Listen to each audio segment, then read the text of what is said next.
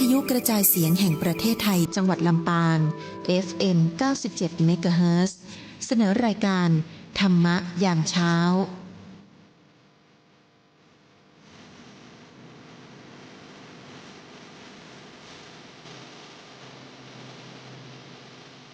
ความลำพึง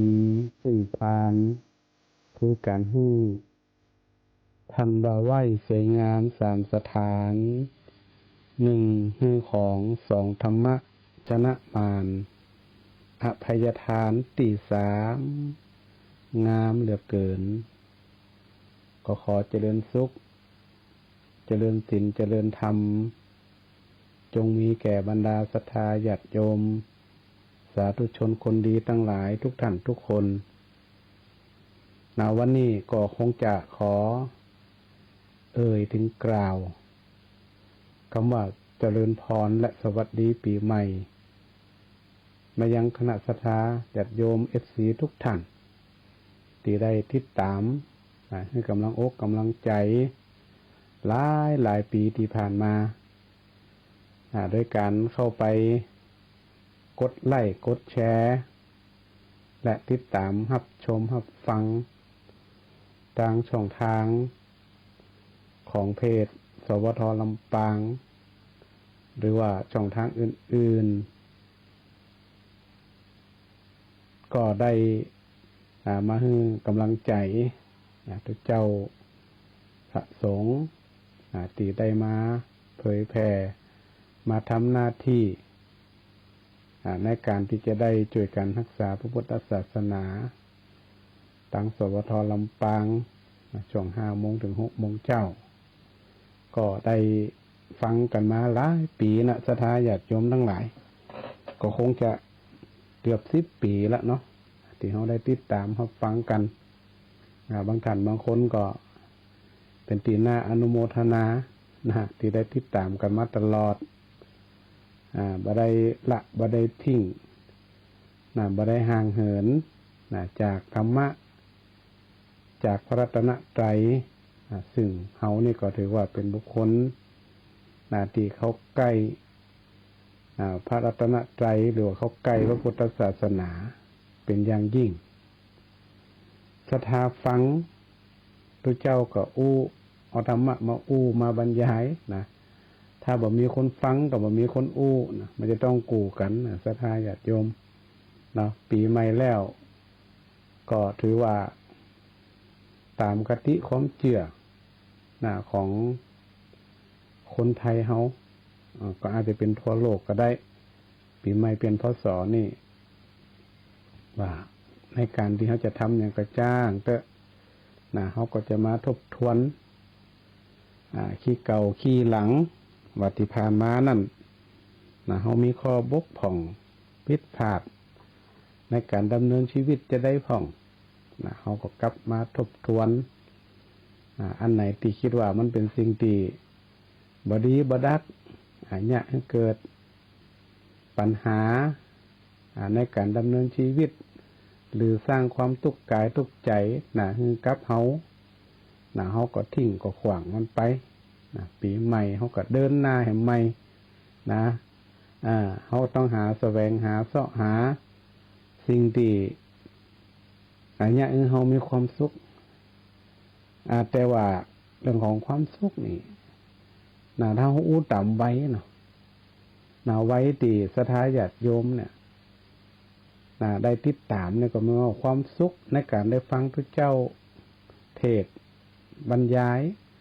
เอาธรรมะมาอันนี้เป็นความสุขของเขาวันไหนบ่ได้ฟังนี่มันถึงคอยต้อยอยู่หั่นบางท่านบางคนนี่ก็จะมาล้อว่าพระเจ้าตนนั่นจะมาก็ตนนี่จะมาก็ล้อพอได้ฟังแล้วก็เกิดความสุขอกสุขใจนอกจากได้ความสุขแล้วนี่เขายังได้ธรรมะนี่พระเจ้าตนนั่นเพิ่นเขาถาเพิ่นสอนเรื่องนั่นเรื่องนี้เขาก็สามารถนำมาเป็นข้อคิดสะกิดใจเป็นธรรมะเป็นแนวทางที่จะเนี่ยให้เฮานั่นเกิดความสุขถึงกายถึงใจได้เพิ่นว่าปีเก่ามันผ่านไปแล้วนี่อันไหนบ่ดีบ่รักก็ บ่ต้องเอามาต้วยปีนี้ละทิ้งมันไปเหียละมันไปเหียเขาก็ต้องไปสนใจมันเนาะหาช่วงจังหวะเวลาที่มันได้เกิดขึ้นเนี่ยหรือที่ห้องว่าปีใหม่เนี่ยให้มันไปตั้งหน้าดีกว่าเปิ้นว่าอย่างเฮาได้ทำวัดสวดมนต์เนี่ยศรัทธาญาติโยมทุกท่านว่าเปิ้นบ่นึกถึงอดีตเพราะว่าถ้าเรานึกถึงอดีตมันก็อาจจะเกิดความทุกข์ได้แต่ถ้าเรานึกถึงอนาคตมันก็อาจจะเกิดความพะวงก็ให้อยู่กับปัจจุบันอยู่กับประเดี๋ยวเนี้ยอยู่กับประเดี๋ยวอยู่กับปัจจุบันนี่แหละที่สุดชีวิตคนเฮาเนี่ยถ้าวันนี้วันผูกก็ยังมีลมหายใจอยู่นี่เฮาก็ถือว่ามีบุญมีความสุขแล้วว่ายังต่อไปได้อยู่บางคนบางท่านนี่อายุมา70-80 ปีแล้วก็มีก็ถือเป็นผู้ที่อาวุโสผู้ที่มีอายุนักมีประสบการณ์ในชีวิตนักแต่ว่าเขาใจประสบการณ์หรือว่าความรู้ที่มีที่เขาได้สะสมมาตั้งแต่น้อยเนี่ยเขาต้องเอามาถ่ายทอดมาบอกมากล่าวให้ลูกให้หลานสถานี่เพราะว่าเดินไปตั้งนานมันก็จะเดินไปเห็นต่อได้เห็นโมโหละเนาะชีวิตคนเขาเนี่ยหามันบอกบ่ได้ปนมันถิ่นหนึ่งม้าเนี่ยเขาก็ถือว่าอายุเขาได้มาแห่งปีละก็ยังแค้นอยู่ได้อยู่แต่ว่าเขาก็บ่ฮู้ว่าอนาคตมันจะได้ผ่องเพราะนั้นในเรื่องของธรรมะนี่มันเป็นสิ่งที่เหมือนกับเป็นน้ำฝนเย็นๆอัชโลมจิตอกอัชโลมจิตใจของเขาให้มันเกิดความจุ่มไปถึงมดถึงกายถึงใจมดคนไหนบ่ได้ฟังธรรมะนี่มันก็บ่เข้าใจชีวิตมันเป็นจะได้ธรรมชาติของชีวิตของคนเฮาเนี่ยมันเป็นจะได้มันต้องควบคู่ไปกับเรื่องของธรรมะเรื่องของสิ่งที่มันจะเกิดขึ้นกับตัวเฮาเนี่ยไผของที่มันมีอย่างเกิดขึ้นมันก็เกิดขึ้นตลอดถึงเรื่องดีเรื่องห้ายแต่เฮาก็ฟังธรรมะนี่แหละเอามาชโลมจิตใจเอามาให้มันเนาะเปิ่นอู้แจนเฮาก็ฟังเป็นแนวคิดพิจารณาไปพิจารณาไปอันไหนคิดว่ามันน่าจะถูกกับเฮาเอามาปรับปรุงแก้ไขในชีวิตจิตใจของเฮาเขาก็ลองเอามาปฏิบัติพอบ่ใช่ว่าฟังแล้วก็ฟังเลยเนาะบางทีทุกเจ้าเปิ่นอู้เรื่องหยังเฮาก็เป้าว่าบ่ฮู้เรื่องฮู้ราวนี่เพราะบ่เข้าใจอย่างน้อยที่สุดเฮาก็ได้แนวทางมาใจในตัวเฮาในครอบครัวของเฮาก็ยังดีเพิ่นเฮาว่าความสุขของคนเฮานี่มันเกิดได้จากที่เฮาได้ฟังธรรมะอันนี้ก็จะเป็นไว้ติศรัทธาญาติโยมส่วนใหญ่เนี่ยที่เป็น FC ก็ได้ติดตามพระสงฆ์องค์ข้าเจ้าทุกรูปทุกตนทุกองค์ทุกช่องทางที่เฮาได้ฟังแล้วก็ได้มีพระสงฆ์องค์ข้าเจ้านี่ได้มาเอาธรรมะมาเผยแผ่คำว่าธรรมะของพระพุทธเจ้านี่ศรัทธามีนักมีหลาย84,000 พระธรรมขันธ์เฮาก็หยิบยกเอาธรรมะที่มันเข้ากับชีวิตของเฮาเข้าใจง่ายแล้วก็สามารถที่จะนำไปปฏิบัตินำไปบอกต่อได้ให้มันสอดคล้องกับชีวิตประจำวันของเฮาเรื่องราว ต่างๆที่มันเกิดขึ้นในตัวเฮาก็ในสังคมเฮาก็นี่มันจึงมีเยอะแยะมากมายถ้าเฮาบ่เอาธรรมะมาข่มจิตข่มใจมันก็บ่ฮู้จะเอาหาหยังมาติปึง ตั้งอกตั้งใจเฮามันก็หาติเปิงตั้งอกตั้งใจก็มีพระรัตนตรัยก็มีพระพุทธพระธรรมพระสงฆ์นั่นแหละเป็นติเปิงชาวพุทธเฮานี่นะอันนี้เป็นฮอดติเปิงตั้งคิดตั้งใจนะถ้าอย่างอันนี้เขาก็จะหลงทางนะสุดท้ายเขาหลงทางเขาก็จะไปขับคิดขับเขวคิดคนเดียวผ่องนะไปบถูกบัทิมนะบนห้องมันต้องมีลักนะมีลักมีแหล่งที่จะ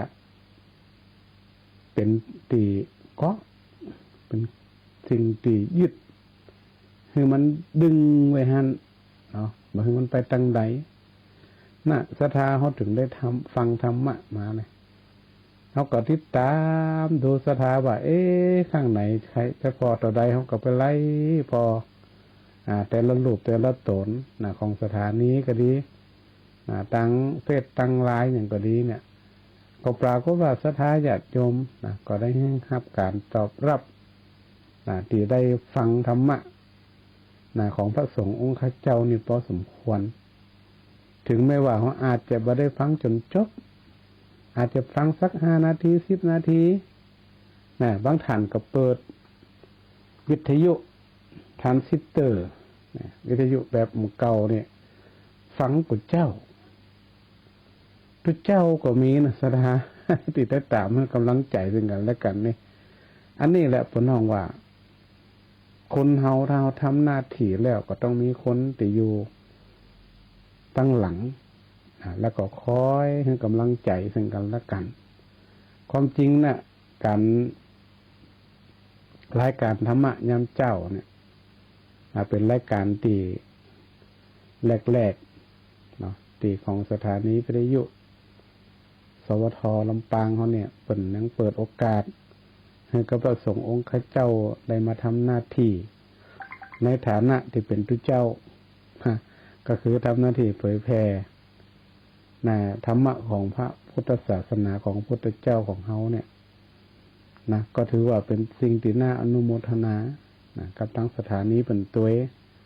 หลายปีที่ผ่านมา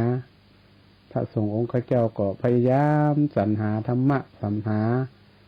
เรื่องของความรู้สรรหาเรื่องของประเพณีวัฒนธรรมชาดกต่างๆเนี่ยที่จะได้นำมาเหล่ามาอู้กับศรัทธาญาติโยมทั้งหลายได้หู้ได้เข้าใจโดยเฉพาะเรื่องของประเพณีก็มีความสำคัญเพราะว่าที่ผ่านมาบอกกี่วันเนาะที่ผ่านมานี่ก็มีประเพณีอันหนึ่งที่ศรัทธาญาติโยมก็อาจจะหู้แล้วก็เข้าใจแล้วก็ได้ปฏิบัติทุกปีก็คือเรื่องของประเพณีตานข้าวใหม่ตานข้าวจีข้าวหลามข้าวซุกข้าวสารนอกจากนั้นก็ยังมีการจิของหลวงพระเจ้าวันนี้ก็เลยก่อนจะเข้าสู่เนื้อหาธรรมะเนี่ยก็จะได้ยิบยกเรื่องของประเพณีตานข้าวใหม่มาอู้เห็นสักเล็กน้อยเนาะก่อนที่เขาจะเข้าสู่เนื้อหาสาระในวันเริ่มต้นศักราชใหม่เพื่อความเป็นสิริมงคลเป็นขวัญกำลังใจเป็นสิ่งที่เขาจะได้นำเดินทางต่อไปก็คือวิถีชีวิตของเขาก็คือเรื่องของธรรมะที่จะได้เอามาเป็นแนวทางต่อไปประเพณีตานข้าวใหม่เนี่ยความจริงเนี่ยศรัทธาญาติโยมหลายเหตุหลายตำรับตำราในธรรมก็ดีหรือว่าแต่ละจังหวัดทางภาคเหนือเขาโดยเฉพาะภาคเหนือเขาเนี่ยก็มีแนวทางในการปฏิบัติก็จะมีความแตกต่างกันเล็กๆน้อยๆแต่ใจความจริงๆแล้วก็คือว่าวันที่เขาจะตานข้าวใหม่เดือน4เป็งตานข้าวใหม่เนี่ยถามว่าอย่างจะต้องตานข้าวใหม่ศรัทธาบางท่านบางคนก็คืออย่างตานข้าวใหม่ตานข้าวใหม่เนี่ยมันไม่อยู่2 กรณีกรณีตีหนึ่งเนี่ย ในความหมายของการเข้าใหม่เนี่ยก็คือว่าเขาจะขอบคุณนะพระแม่โพธิ์ศพก็ได้ที่เป็นการนำผลผลิตเข้าเสร็จจากให้จากนาเป็นสิ่งที่เปิ่นได้ดูแลปกปักรักษาแล้วก็เขาจะนำไปเข้าในยุ่งฉางหรือว่าหลองเข้าทุเข้าแล้วแต่จะเลือกห้องกันเพื่อความเป็นสิริมงคลนี่อันดับหนึ่งก็คือเรื่องการขอบคุณพระแม่โพธิ์ศพที่เปิ่นดูแลดูแลนาดูแลเข้าน้ำโภชนาอาหารตามคติความเชื่อของคนไทยเขาประการที่สองนี่เขานึกถึงบรรพบุรุษสถานตีเปิ่นหึงตีให้ตีนะหึงวิชาปัญญาต่างๆเนี่ยเขาก็เอาเข้าใหม่มาตานอุทิศให้กับบรรพบุรุษของเขาที่หลวงหลับไปรวมถึงเจ้าตีเจ้าตางเทพบุตรเทวดารักษาตีให้ตีนะตีสวนก็ดีเนี่ยนี่เป็นเพราะว่าการน้อมรำลึกนึกถึงบรรพบุรุษที่เป็นหื้อตีหื้อตังเขาก็เลยเอามาต้านกันเป็นว่าต้านเข้าใหม่ประการที่สามเนี่ยเขาก็จะได้นำเข้าใหม่เนี่ยนะเข้าใหม่นี่บ่จะเป็นข้าวเปลือกข้าวซุกข้าวสารข้าวหลามที่เป็นข้าวทั้งหลายเนี่ยเดี๋ยวมาถวายแก่พระสงฆ์องค์ข้าเจ้าเนี่ยเจ้าพุทธเฮาเนี่ยมีความเชื่อว่าอันไหนที่มันเป็นสิ่งใหม่ๆสิ่งงามสิ่งประณีตสิ่งสวยงามหรือแม้แต่คนเฒ่าคนแก่เนี่ยสมัยก่อนเนี่ยปกติบอกเนอะว่าถ้าเข้าในไห่ในนาเขาเนี่ยเสร็จเรียบร้อยแล้วเนี่ยก็เอาไปตานตานหรือว่าไปถวายแก่พระสงฆ์องค์ข้าเจ้าแล้วก็อุทิศให้กับคนตายบรรพบุรุษถามว่าเอามาตานมาถวายให้พระสงฆ์องค์ข้าเจ้าเนี่ยเพื่อที่ว่าจะดำรงอยู่เข้านี่ก็อาจจะไปแปลเป็นเงินเป็นทองเป็นจตุปัจจัยในการที่จะเอามาบริหารจัดการในวัดในวาหรือว่าการดำรงชีพของพระสงฆ์องค์ข้าเจ้าได้บุญหลายต่อเนี่ยสถานในความหมายและวัตถุประสงค์ส่วนกิจกรรมลักๆเนี่ยส่วนมากเนี่ยตั้งเข้าใหม่เนี่ยเขาก็จะเนี่ยกันวันเดียววันเดือนสี่เป็งบางทีก็เนี่ย2 วันวันตันเข้าใหม่เขาจะเนี่ยอย่างพ่องบางทีก็มีเรื่องของหลวงพระเจ้าหลวงพระเจ้านี่ศรัทธาญาติโยมอาจจะบ่ฮู้ว่าเปิ้นเอาไม้หยังไปแปลงถ้าตั้งลำปางห้องไม้จี้นี่มันมีคุณสมบัติศรัทธามันจะติดไฟง่ายไม่ดิบมันก็ติดแล้วมันเวลามันติดแล้วมันจะบ่ค่อยดับมันบ่ค่อยดับอันนี้มันอาจจะเป็นคุณสมบัติไม้จี้นั้นมันเป็นไม้หนามเขาจะต้องปอกเปลือกออกคือมันสีเป็นสีขาวเนี่ยแสดงถึงความบริสุทธิ์ใจที่เขาไปทำนี่ถามว่าหลวงพระเจ้าเนี่ยมันความหมายมันคืออย่างในสมัยพุทธกาลเนี่ยในธรรมมันก็กล่าวไว้แล้วว่าในเมื่อถึงฤดูหนาวมาถึงแล้วเนี่ยพระพุทธเจ้าพร้อมกับพระสาวกเนี่ยก็หนาวนั่นแหละก็หาวิธีคลายหนาวให้พระสงฆ์องค์เจ้าได้คลายหนาวก็หาฟืนหาหลัวเนี่ยเจ้าบ้านก็ช่วยกันมาสุ่มเป็นกองห้องหันแต่ละวัดแต่ละวาเนี่ยเปิ้นจะแปลงแบบเจดีย์ของบางทีก็มากองมัด สุมกันบ่ได้ก็มีบางทีก็แปลงเหมือนเจดีย์บางทีก็แปลงแล้วแต่เขาจะตกแต่งแปลงอย่างใดนะแล้วก็ตอนเจ้าก็จะมาจุดจุดเพื่อให้พระสงฆ์องค์ข้าเจ้าได้คลายหนาวเหมือนเขาไปหิงไฟความหมายก็เหมือนกับศรัทธาญาติโยมถ้าเขาหนาวก็จุดไฟหิงแต่ตุเจ้าเนี่ยมันจะไปจุดคนเดียวกับบ่ได้ไฟนี่จุดบ่ได้คนเดียวนี่แต่มันก็อาศัยให้ศรัทธาญาติโยมเป็นเนี่ยในสมัยนั้นถึงในสมัยพุทธกาลนี่เพราะว่าอากาศมันจะเริ่มเย็นเริ่มหนาวบางทีก็หนาวจัดบางทีก็บ่หนาวจัดแต่ก็ได้ไปทำกันเพื่อให้คลายความหนาวอันนี้มันมีแต่มันนี้ตั้งแต่สมัยพุทธกาลแต่ในปัจจุบันเขาก็มันมีเครื่องนุ่งห่มกันหนาวเยอะมันก็คลายหนาวได้หลายรูปแบบแต่ก็ยังรักษาประเพณีที่เขาได้ทำกันมาอยู่อันนี้หลัวหรือว่าฟื้นอันที่สองบนห้องว่าเข้าที่เขาใหม่ๆมันเอากับมันหนึ่งมาหุงเขาจะได้เอามาถวายตีวัดถวายตานให้ป่อให้แม่ไปตัวตานแก่พระสงฆ์องค์ข้าเจ้าตัวบางทีก็มีถึงข้าวซุกข้าวสารข้าวเปลือก เอามารวมกันกองกันเป็นอย่างกับเจดีย์นี่เป็นห้องว่าเจดีย์เข้านี่เพื่อที่จะได้เอามาทนุบำรุงวัดบางทีก็อาจจะขอเอาบางทีก็แล้วแต่เจตนาบางทีเพิ่นจะขอว่าขอศรัทธาหลังคาละปิบกาหลังคาละต่อได้ก็ว่าไปเขาเปลือกข้าวสารก็ขอหลังคาละลิตรอย่างเงี้ยอันนี้ก็แล้วแต่พื้นที่ท่องที่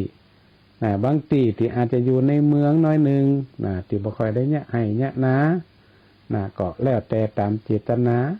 ที่เพิ่นจะเอามาทำบุญอันนี้เป็นห้องว่าเข้าฮอดตานึงเข้า3อย่างสถาเข้า1เข้าสุกเข้าสารตานได้3อย่างเลยแถมอันหนึ่งที่เขาได้ยินตานเข้าจีเข้าหลามเข้าเนี่ยบางทีเขาก็แปรรูปแปรรูปมาใส่ข้าวหลามพ่องเอาเป็นข้าวจีพ่องตัวน้องอาจจะเป็นสิ่งที่มันเปิ้งกับหน้าหนาวข้าวหลามเนี่ยกินตอนเจ้านี่สักบอกในข้าวเจ้าก็มากินละมันเปิ้งมันเปิ้งกับหน้าหนาวมีข้าวจีข้าวหลามที่จะเอามาถวายแต่ในสมัยพุทธกาลนี่เพิ่นจะเอาไปถวายนะเขาก็บ่ฮู้แต่ว่าในปัจจุบันเนี่ยเขาก็ข้าวหลามเนี่ยในสมัยนั้นมันจะมีก็ถือว่าเขาได้ตามแก่พระสงฆ์องค์ข้าเจ้าเป็นตามแก่พระสงฆ์องค์ข้าเจ้าเพราะฉะนั้นเนี่ยเรื่องของตานเข้าใหม่ในกิจกรรมมันก็มีประมาณเนี่ยตานเข้าใหม่เข้าจีเข้าหลามแล้วก็หลัวหิ่งไฟพระเจ้าสามอย่าง3ลักษณ์เนี่ยนอกจากนั้นก็การปฏิบัติมันจะมีพิธีมันมีขั้นตอนของมันอยู่ศรัทธาญาติโยมว่าเขาก็ต้องเตรียมหลัวเตรียมฟื้นที่มีลักษณะดีก็คือไม่จี้บ้านเฮาเนี่ยนิยมใจไม่จี้แล้วก็ปอกเปลือกออก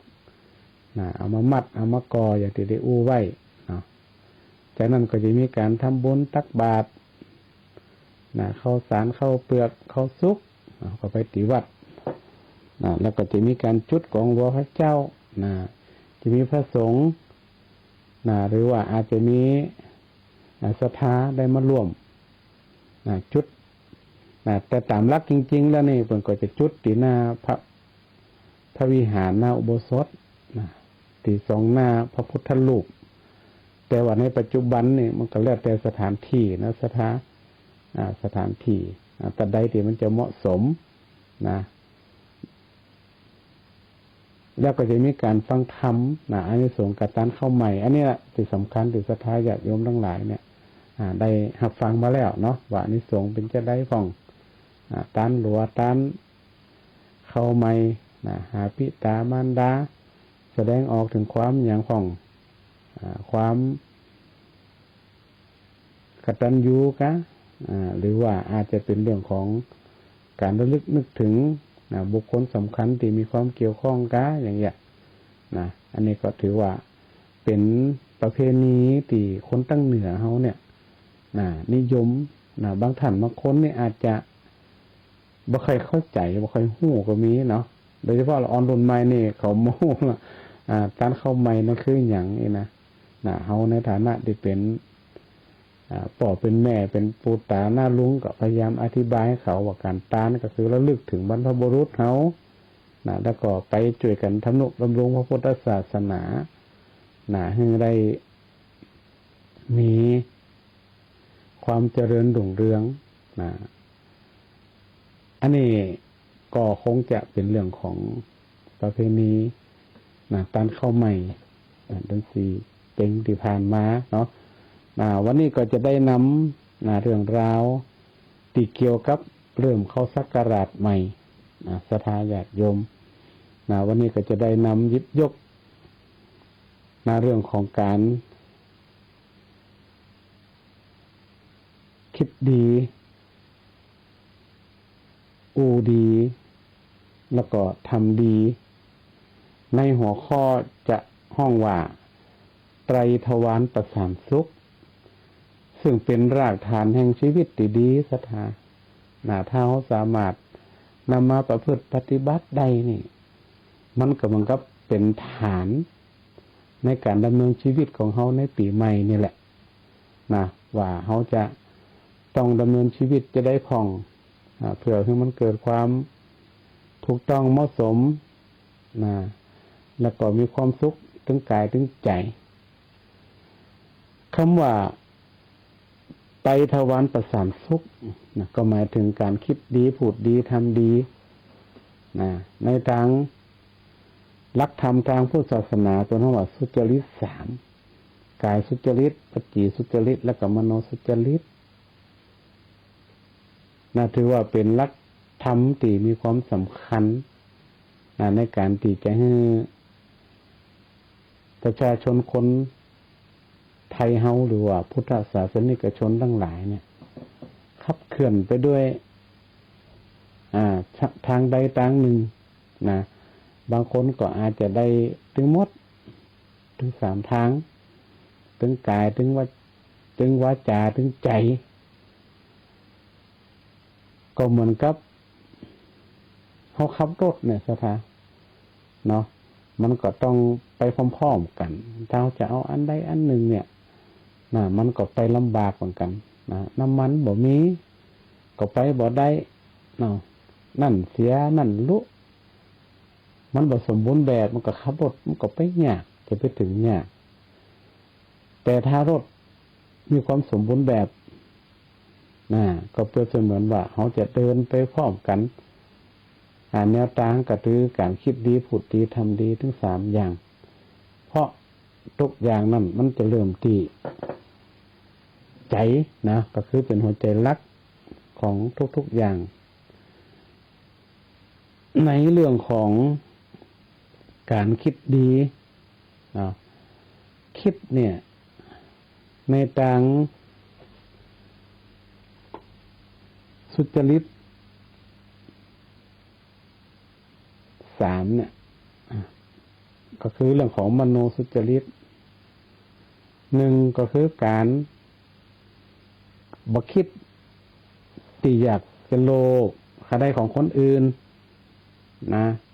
อันที่2คือคิดบ่พยาบาทปองร้ายคนอื่น3ก็คือมีความเห็นที่ถูกต้องตามทำนองของธรรมที่ห้องว่าสัมมาทิฏฐินี่นะสถาการคิดนี่เป็นห้องว่ามันเป็นต้นทางแห่งการกระทำของเราเลยมันต้องคิดไปก่อนทุกครั้งที่เขาจะเป็นเนี่ยก็แล้วแต่เนี่ยมันจะต้องคิดไปก่อน คนโบราณเนี่ยเปิ่นถึงกล่าวไปว่าแค่คิดก็ผิดแล้วก็หมายว่าถ้าเฮาคิดในทางที่ดีมันก็ดี แต่ถ้าในคิดในทางที่บ่ดีเนี่ยมันก็บ่ดีนะก็ถือว่าผิดละอีนะแต่ในทางที่ดีเนี่ยเพิ่นฮ้องว่าคิดบ่โลภอยากได้ของคนอื่นเนี่ยบางคนเขาสังเกตว่าหันของเปิ้นนี่คิดเขาได้ของเปิ้นอย่างเดียวอันน่ะนะคิดจะเอาอย่างเดียวคิดรวมถึงคิดแต่พยาบาทปองร้ายนะจะทำร้ายคนนั่นคนนี้นะคิดแล้วก็บางคนนี่หันพิษตามทำนองของธรรมเปิ้นว่าอันนั้นเสือนะตัวเพื่อว่าพระเจ้าเหียเปิ้นว่านั่นกงจักนะอันนั้นว่าเป็นดอกบัวเนี่ยมันกลับกันสถาญาติโยมแต่ถ้าเขาคิดดีเนี่ยก็หมายความว่าเปิ้นบอกว่าอันนั้นคือพระเจ้าเน้อของดีก็คือของดีอันนั้นคือดอกบัวนะบ่ใช่กงจักเขาก็คิดว่าเป็นดอกบัวก็คือบ่คิดโลภของคนอื่นเขาเปิ้นมีเงินมีทองร่ำรวยเงินทองถูกหวยรวยแซ่เป็น10 ล้าน20 ล้านนี่เขาก็ไปขอยเปิ้นน่ะไปโลภไปพยายามที่จะไปคิดไปเบียดเบียนเปิ้นนี่นะมันจะไปขอยไปนวลเปิ้นอิจฉาริษยาหาวิธีคิดที่อยากจะไปเอาของเปิ้นมานี่ก็มีนะเพราะนั้นนี่เรื่องของการคิดดีเนี่ยมันเป็นสิ่งที่สำคัญเป็นการเริ่มต้นเป็นต้นเหตุของการกระทำเป็นเบื้องต้นมันเป็นการฝึกสติของเฮาในการที่จะคิดในทางที่บ่ดีเปรียบเสมือนมันก็ว่าเวลาเขาจะกินน้ำในศรัทธาญาติโยมน้ำเนี่ยเขาบอกมั่นใจนะว่ามันจะสะอาดหรือบ่สะอาดเพราะนั้นเขาจะต้องเอามากรองก่อนเขาถึงจะแน่ใจเหมือนกับความคิดนี่มันก็เหมือนกับว่าถ้าเขาคิดดีมันก็ดีถ้าเขาคิดบ่ดีมันก็บ่ดีนั่นน่ะยกตัวอย่างง่ายๆถ้าเขาคิดอิจฉาริษยาใจห้อนนี่มันก็จะเกิดความคิดตีทิศลบไปในจิตในใจของเราตนห้องว่าการคิดลบก็จบศรัทธาญาติโยมทั้งหลายถ้าเขาคิด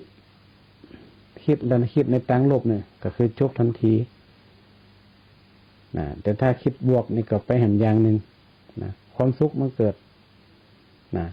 เพราะนั่นเรื่องของการคิดนี่มันเป็นสิ่งที่สำคัญเนาะหรือว่าถ้าเขาคิดในทางที่จะเมตตาคนอื่น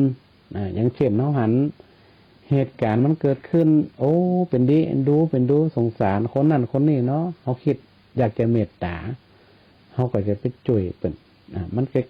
นคนละอย่างกันศรัทธาญาติโยมทั้งหลายคิดนี่ถ้าลบเนี่ยมันไปแหมอย่างนึงถ้าบวกเนี่ยไปแหมอย่างนึงมันมีความแตกต่างกันเพราะฉะนั้นเนี่ยมันมีชาดกเรื่องหนึ่งเกี่ยวกับเรื่องของการคิดเนี่ย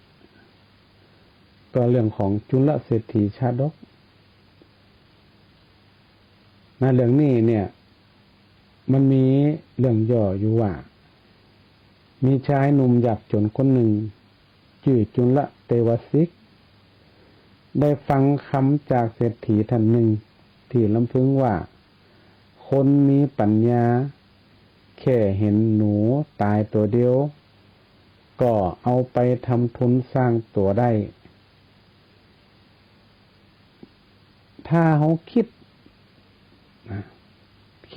ดีๆเนี่ยเขาก็จะแทนมองว่า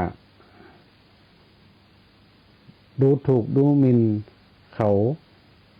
กับคิดดีในทางสร้างสรรค์เขาเก็บหนูตัวนั้นไปขายเป็นอาหารของแมวเนาะได้เงินมาเงินนั้นสามารถต่อยอดไปซื้ออย่างอื่นได้จนกระทั่งกลายเป็นเศรษฐีอันนี้คือวิธีการคิดนะศรัทธาญาติโยมนะคำว่าแค่หนูตัวเดียวนะไปสร้างทำทุนได้เนี่ย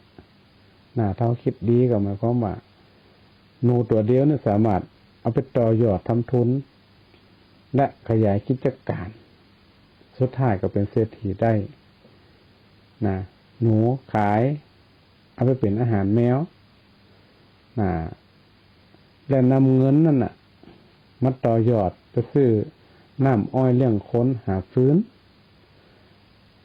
หาหลัวเนี่ยเนาะเนี่ยก็เป็นวิธีคิดตีในตังที่เป็นกุศลเป็นการคิดในทัศนคติที่ดีนะแม่เริ่มต้นในสิ่งที่มองว่ามันครับบ่มีกายอย่างนี้นะแต่ว่าถ้าคิดดีเนี่ยคิดดีมีปัญญาเนี่ยมันก็สามารถที่จะเนี่ยให้เขาทำให้ต่อยอดอันนั้นได้อันนี้ก็เป็นตัวอย่างในการที่เขาคิดนะในการคิดต่อไปในส่วนที่สองบนห้องว่าการการพูดก็คือการวจีสุจริตเนี่ยมันเป็นการการจาเนี่ยมันเป็นการเชื่อมสัมพันธไมตรีมันก็เป็นสะพานที่เขาเชื่อมหากันในสถามันก็ว่าอยู่หมู่บ้านนี่อยู่ฝั่งนี้หมู่บ้านอยู่ฝั่งต้นน่ะเขาแปลงสะพานไปเชื่อมหากันเขาก็ไปมาได้สะดวกการการจาก็เหมือนกันเนาะคือการที่ม่วนไพเราะสนอหูฟังแล้วเย็นอกเย็นใจชื่นอกชื่นใจนอกจากจ๋าแล้วเนี่ยมันก็เป็นการสนทนาในหมู่หลายก็เหมือนกันเขาก็ต้องกันเนาะวันนี้ถินนินทาบ่พูดปดเม็ดหมดเท็จบ่คำหยาบบ่พูดส่อเสียดบ่พูดคำเพ้อเจ้อเขาบ่สิ่งเหล่านี้เนี่ยที่จะเนี่ยให้กระทบกับจิตใจคนอื่นเนี่ยมันเป็นสะพานสะพานเชื่อมหากันคนเขาสังเกตพอถ้าคนหม่อนจาหวานนะถึงกายถึงใจนะนี่หมายถึงถึงกายถึงใจบ่ใช่ปากหวานปนเปรี้ยวแต่ว่าปากหวานก้นหวานนี่นะถ้าลักษณะอย่างเนี่ยคนก็ชอบคนก็ชอบใครกับใครตัวอีน้องนั่นนะอีปีนั่นนะอ้ายนั่นอ้ายนี่เป็นม่วนอีน่ะใครกับใครตัวนะก็ลองบ่ม่วนหรอกเขากับใครตัวนี่กับมันแสดงออกถึงความเป็นมิตรไมตรีที่ดีต่อกันเนาะถ้าดีก็ดีคนโบราณเป็นว่าพูดดีเป็นสีแก่ปากพูดมากปากจะเป็นสีเนี่ยนะนี่คือคนโบราณเป็นไว้เพราะนั้นอันที่มันเป็นสาระเป็นประโยชน์นะเขาแล้วเขาก็ต้องไปกระทบกับคนอื่นนะต้องไปกระทบกระทั่งคนอื่นบุคคลที่สามเขาก็ต้องไปกระทบกระทั่งเขาอยู่ในกรอบที่ฟังแล้วมันสบายใจแล้วมันเกิดความฮักแล้วเกิดความสามัคคีบ่เดือดร้อนบ่แตกบ่แยกนี่มันก็ม่วนนะสาญาติโยมทั้งหลายในการลักษณะอย่างนี่ถ้าไข่นี่มันถึงดีหมดดีหมดเพราะนั่นเนี่ยเรื่องการการจาเนี่ยมันเป็นมิตรหรือจะสร้างศัตรูได้ในเวลาเดียวกัน ถ้าอู้ดีก็เป็นมิตรนะถ้าอู้บดีก็จะเป็นการสร้างศัตรูนะนั่นเพราะนั่นเนี่ยก็ต้องมีนะวิธีการอู้หูจักกาลเทศะนะอู้สิ่งที่มันเป็นประโยชน์และก็ประกอบด้วยเมตตานะคนเฮาถ้าอยู่ด้วยกันได้อู้ได้จ๋ามีความเมตตาต่อกันนี่นะมันต้องอู้กันได้ม่วนนะในบาลีเปิ่นเฮาว่าสัมมาวาจาก็คือก็อู้ดีๆนะอู้ในทางที่ชอบอู้ในทางที่เหมาะที่ควรนั่นเองนะดังนั้นเรื่องการอู้เนี่ยเป็นเฮาว่ากำอู้นี่มันมีความสำคัญนะสถาเวลาก่อนจะอู้เนี่ยกำอู้นี่เฮาเป็นนายมันนะก่อนที่จะอู้นี่นะเวลาอู้ไปแล้วเนี่ยมันเป็นนายเฮาน่ะเพราะนั้นเขาจะต้องรักษากำอู้กำจ่าโปรดระมัดระวังที่สุดการอู้นี่นะบางทีอู้จัดดีเก้าน้อยเดียวปลายบ้านออกก็มีไปตกไปแต่งเพิ่มเติมมากก็มีนี่สถาญาติโยมกำอู้ของคนเพราะนั่นการอู้กันจ่าเนี่ยมันก็ต้องระมัดระวังนะเหมือนกับนิทานชาดกที่ชื่อว่านันทิวิสารชาดกนะพญาโคผู้ว่าง่ายโดยเรื่องย่อเนี่ยเป็นกล่าวว่าพญาโคจืดนันทิวิสารเนี่ยต้องการตอบแทนคุณของพราหมณ์ผู้เลี้ยงดูจึงบอกให้พราหมณ์เนี่ยไปท่าพนันหลักเหรียญ100 เล่มครั้งแรกพราหมณ์กอดตะคอกด่าคู่เขียนว่าเจ้างัวโกงเจ้างัวโง่จงหลักไปเดี๋ยวนี้พญาโคเนี่ยก็เสียใจนะจึงแกล้งยิ้นหนิ่งทำให้พราหมณ์นั้นแปรพนันอันนี้การอู้การจาเนี่ยนั้นนี่ขนาดเป็นพญาโคนะสถาญาติโยมแค่ได้ยินคำอู้ว่าจะอิ่มได้โอ้โหมันสะเทือนอกสะเทือนใจนะสถาถ้าเขาไปอู้ไปด่าไปว่าให้คนนั้นคนนี้สมัยนะมันสะเทือนอกสะเทือนใจเนี่ยพญาโคก็เลยบอกอู้จะอีกับเฮาเนาะอีเนาะอู้มันม่วนหวานสักกำก็บอกอู้เนาะอีเนาะเด็กก็อู้ดีๆว่าโอ้ป่อโคคนดีป่อโคคนอันประเสริฐเนี่ยโอ้ลากไปกำล้ออีกเนาะอู้กันมันม่วนที่อีน่ะมันเขาได้มีกำลังใจนะอันนี้ไปอู้เปิ่นว่าถึงเหงาถึงว่าเปิ่นโกงสะปะสะเปดก็เหมือนคนเฮาเนี่ยศรัทธาญาติโยมทั้งหลายนะอู้กับลูกกับหลานนี่นะที่สำคัญจะไปเอาให้เขาไปเปรียบเทียบกับคนอื่นนะถ้าลูกเขาเห็นบอกเก่งเนี่ยเขาก็ต้องให้กำลังใจเขาจะไปเอาคนอื่นมาเปรียบเทียบนะละออนจะเกิดความรู้สึกเสียใจ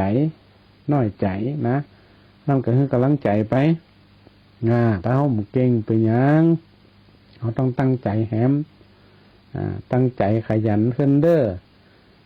เขาก็จะเก่งขึ้นเองเนี่ยเขาก็กระจ่างไปเนาะบริเวณด่าไปว่าไปขู่ไปเขียนเขาก็บดีเนาะเพราะฉะนั้นเนี่ยนะเรื่องของกำกำจ๋าเนี่ยเนาะมันก็เป็นสิ่งที่สำคัญนั่นขอศรัทธาญาติโยมเขาได้ระมัดระวังในการอู้กันจาเนาะก็ถือว่าเรื่องการอู้กันจานี่การอู้ม่วนเนี่ยมันเป็นสิ่งที่สำคัญนะม่วนเนี่ยมันอู้มันอยู่ด้วยกันมันม่วนดีเนาะจากมันตั้งหลังมันจะก้นเปรี้ยวก้นส้มจากมันขอนนี้มันอู้ม่วนไว้ก่อนเถอะนะถ้าอู้ม่วนไว้ก่อนมันก็น่าฟังน่าอยู่น่านี่อยู่น่าคบกันอยู่เนาะน่าอู้กันได้เหมือนอยู่เนาะอันนี้เป็นห้องว่าการอู้กันจาและประการที่3เป็นห้องว่าทำดีการทำดีนี่ก็เหมือนกันในศรัทธา เนาะทำดีการทำดีเนี่ยเป็นเพราะว่ากายสุจริต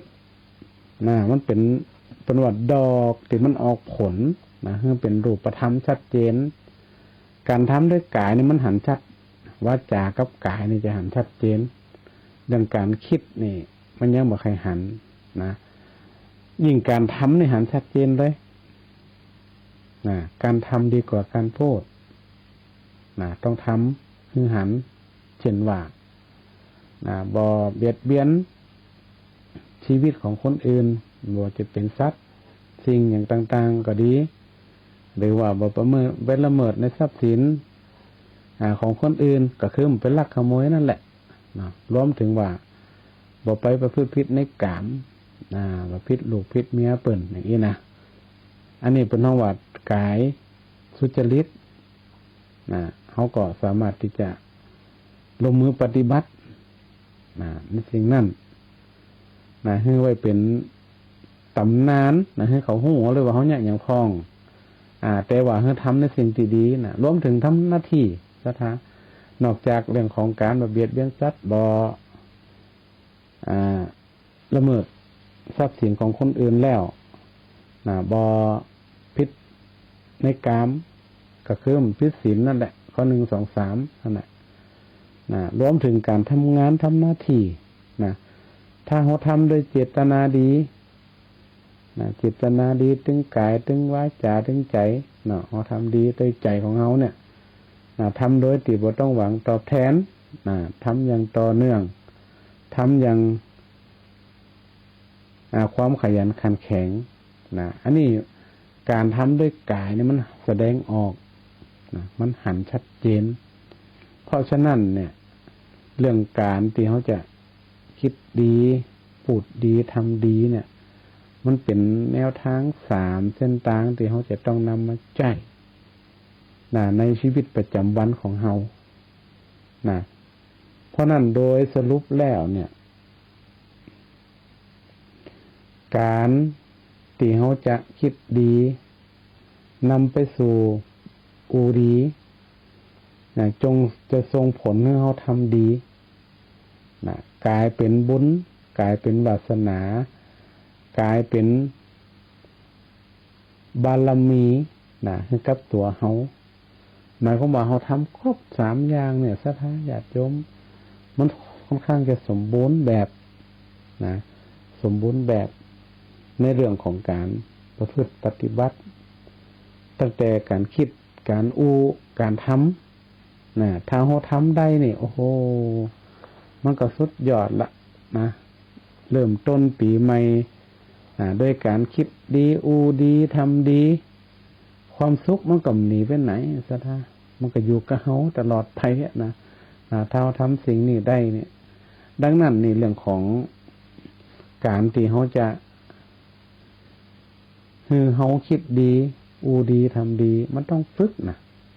มันจะจู่ๆคนเขาจะมาคิดดีเลยนี่มันแบบนี้หรอกมันต้องฝึก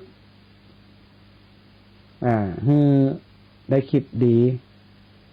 ถามว่าเขาจะฝึกได้จะไหนสถาเขาก็1การสวดมนต์การนั่งสมาธิการบำเพ็ญเพียรทางจิตหรือว่าการปฏิบัติธรรมก็ดีถ้าเขามีสมาธิมีสติปัญญาเขาเกิดปัญญาเกิดมาใดเนี่ยความคิดในด้านบวกมันจะเกิดทันทีมันจะเกิดทันทีในเมื่อเขาคิดดีแล้วเนี่ยมันก็จะไปสู่ในการกันจ๋ากันจ๋าที่เขาจะดี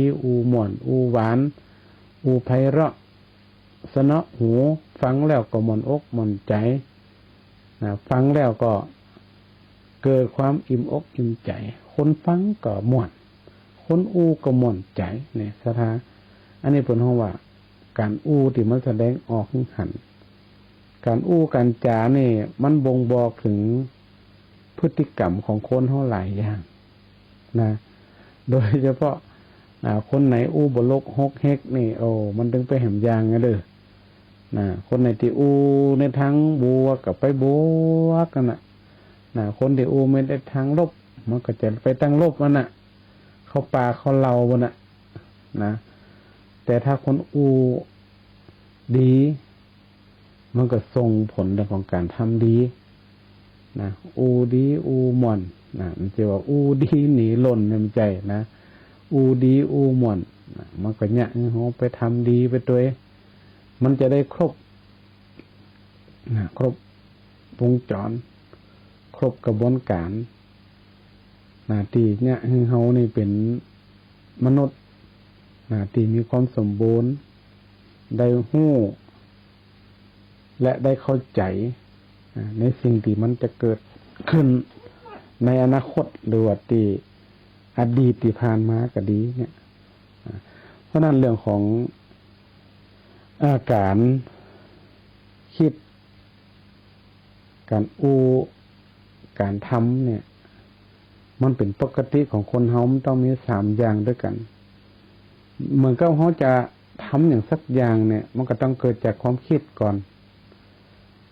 เกิดจากความคิดก่อนอย่างเขาจะแปลงบ้านสักหลังมันก็ต้องคิดก่อนว่าจะแปลงบ้านจะได้ดีคิดในใจจะแปลงจะได้จะทำจะได้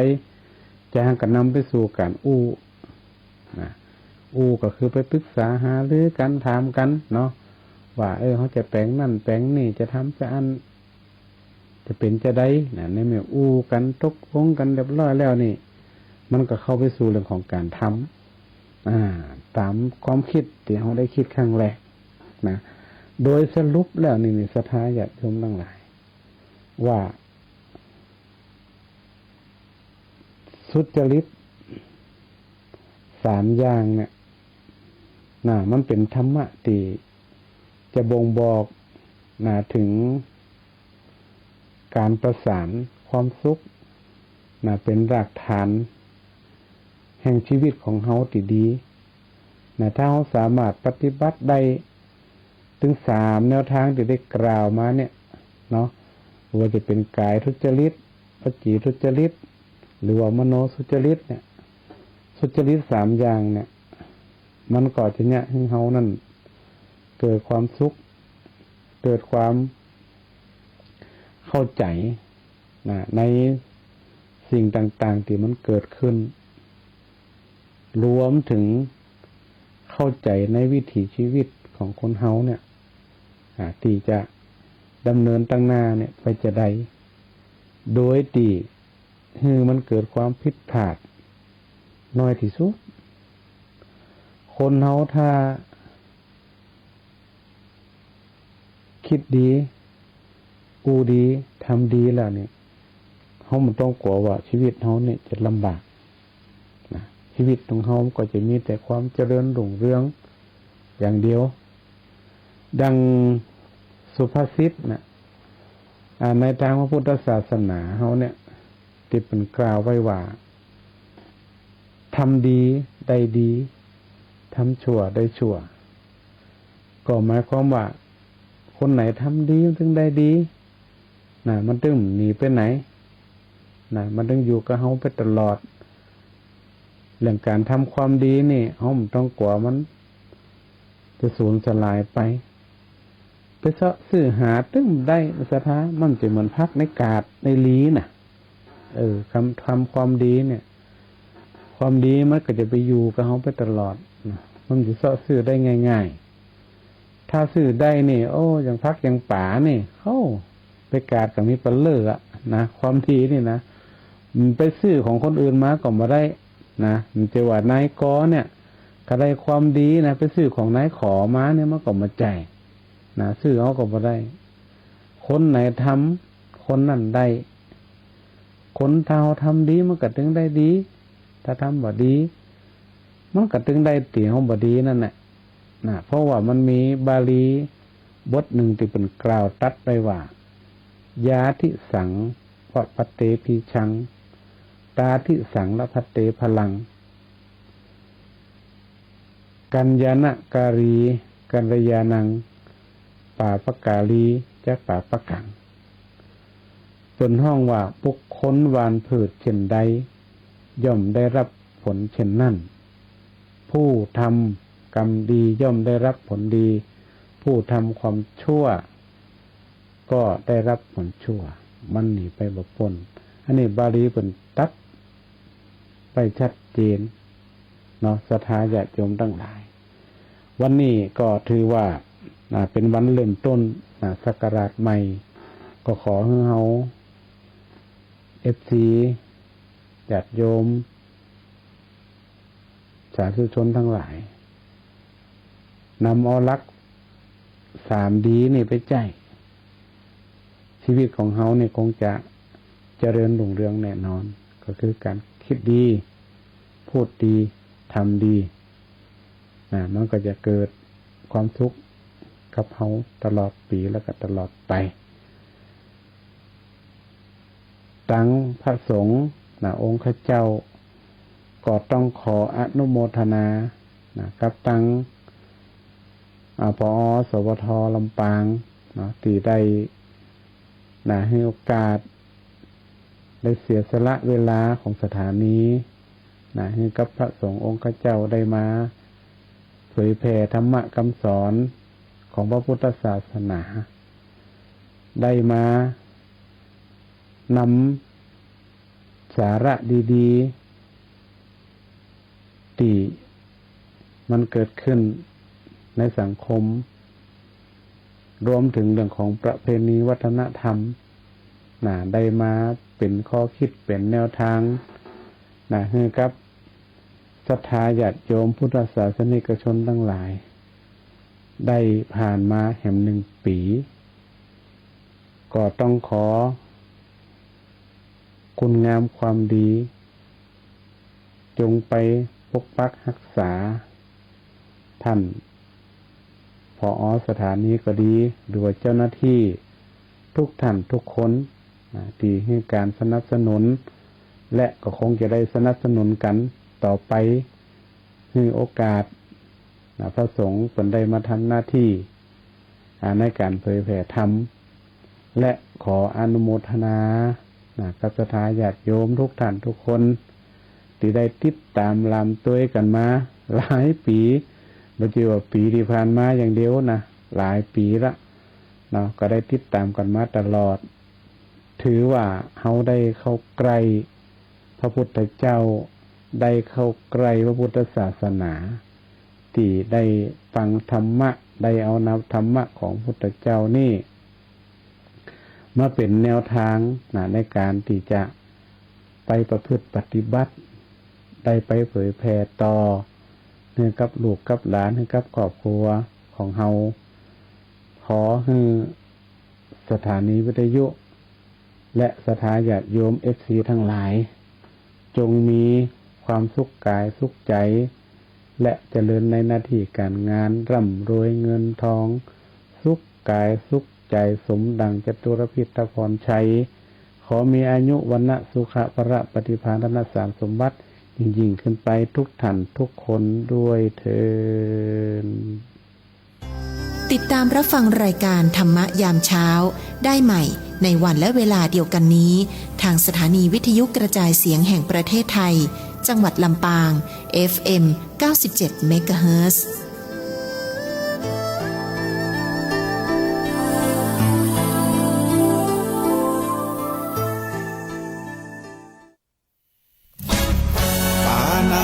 ปาตาเวรมณีอธินาทานาเวรมณีกาเมมุสาสุราเม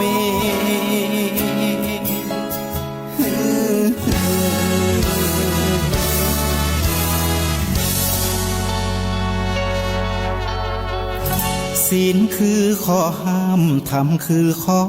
ให้พุทธองค์ตรัสไว้ชี้ทางใจให้ภาคเพียรเบญจศีลเบญจธรรมสถานีวิทยุกระจายเสียงแห่งประเทศไทยและเครือข่ายทั่วประเทศเสนอข่าวต้นชั่วโมงรู้เร็วรู้ จริงเกาะติดทุกสถานการณ์